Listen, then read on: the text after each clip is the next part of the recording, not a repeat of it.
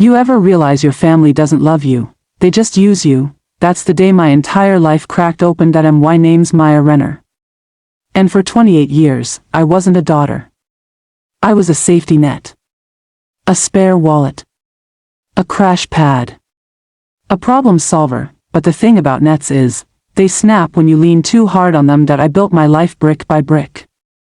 Every exam, every promotion, every piece of furniture in my tiny apartment, I bought it myself. No handouts. No shortcuts. Meanwhile, my sister, Clara. She's 2 years older, but she floats through life like gravity doesn't apply. Gets fired. Boss was toxic. Evicted. Roommates jealous. Missed bills. She's trying her best. And my parents, Evelyn and Mark, they buy every excuse. And when they can't fix it, they call me, Maya, you're stable. Maya, you're lucky. Maya, you can help. That I was the family's walking ATM. And when I said no, they treated me like I'd burned the house down. That it all came to a head one Sunday. Dinner at their place always felt like theater. Smiles painted on too wide, conversations too careful. That night, I knew the script before they said a word. That we made it past the salad. Mom complimented the weather like she deserved a trophy for it. Dad kept refilling his glass. Clara avoided my eyes, then Mom placed her fork down, folded her hands, and with that fake sweet voice said, Maya, we've been talking. Clara's had a rough time. She'll be moving in with you. Not a question. Not a request. A decision. That I looked at Clara. She smirked like she'd won. My dad braced for my protest, and I smiled. Of course, I said.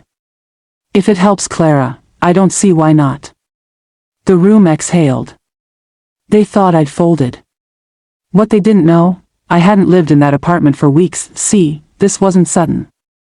It was years in the making. When Clara's car got repossessed at 21, I co-signed another. She stopped paying. My credit took the bullet. At 23, Dad lost his job, the mortgage was behind, I wired $2,000 overnight. They gave me a mug at Christmas, world's best daughter.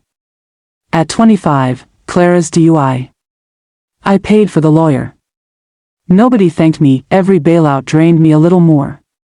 Until one night, I sat in my own condo, the place I'd fought for, and realized, it wasn't mine. Because in their eyes, nothing I had ever belonged to me. So I sold it. Quietly. Packed, moved, vanished across the city. No one asked where, so I didn't tell. Days later, my phone buzzed. We'll bring Clara's mattress Saturday. Dad's loading boxes Friday. She's so excited to have her own space. They were planning a move-in to an address that no longer belonged to me. Saturday morning, while they caravanned across town, I sipped coffee at a farmer's market. The sun on my face, my phone buzzing with missed calls. Finally, I answered. Mom's voice was jagged, panicked. Maya.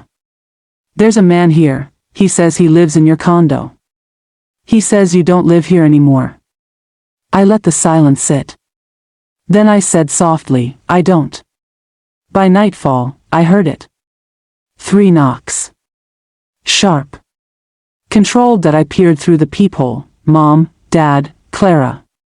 Boxes piled high. You found me, I said, opening the door halfway. You said Clara could move in. Dad snapped. No, I said. If it helps her, I don't see why not. That was at the old place. Clara's face went red. This is petty, Maya. You're cruel. No, I said, calm. You packed up your life without even asking if I wanted you in mine. That's not cruelty. That's entitlement. Dad's voice thundered. You owe her. We've put up with a lot from you. There it was. Oh. The word I'd been choking on for years. I didn't argue. I pulled out my phone. 911, what's your emergency? Yes. My family is refusing to leave. They're not on the lease. Mom's voice cracked. You're calling the police on your own blood? I asked you to leave, I said. You didn't. The officer arrived. Calm, firm. Told them they couldn't stay, Clara seethed. You'll regret this. No, I whispered. I regret everything that came before this. The next day, the smear campaign began. Facebook posts, guilt texts, cousins calling me selfish. So I posted the receipts. Bank transfers. Car loans. Lawyer fees. Every invisible sacrifice I'd made. And one final line, I didn't abandon my family. I just stopped volunteering for debt I never owed. That night, I brewed chamomile tea. Not to sleep, I didn't need help with that anymore. Just for the ritual.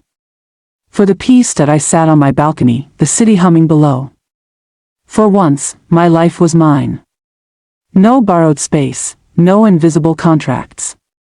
Just breath, just air, and maybe they'll call me heartless forever, but I'd rather be heartless than voiceless. So tell me, would you have opened the door?